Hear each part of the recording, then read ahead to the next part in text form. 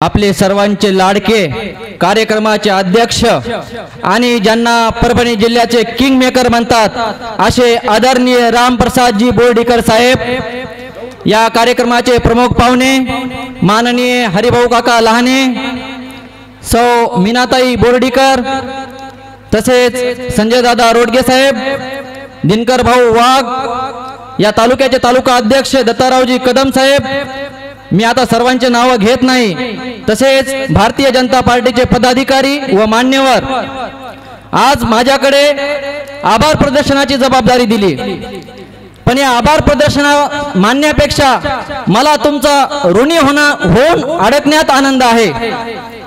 मी आभार मानू कुणाचे? त्या हिंदुत्ववादी कार्यकर्त्याचे की ज्यांनी आज आपल्या मेघना दीदींना एक आमदार म्हणून नाही तर मंत्री पाहून बघितलं। मी आभार मानू कुणाचे? त्या माता माऊल्यांचे की ज्यांनी कित्येक देवाकडे नवस केली, पायी वाऱ्या केल्या की आमची दीदी ही आमदार झाली पाहिजे। अहो, मी आभार मानू कुणाचे?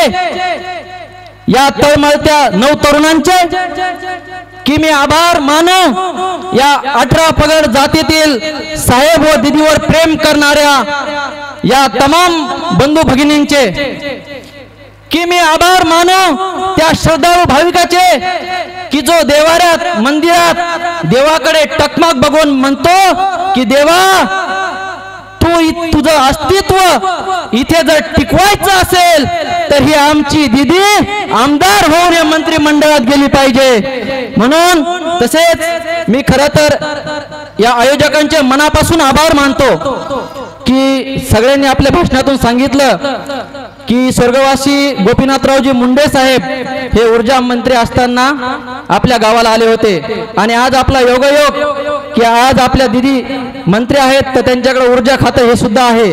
आपण इथे आलात त्या सर्वांचे मनापासून आभारी आहे आणि तुमच्या सर्वांचा ऋणी आहे। जय हिंद, जय भारत।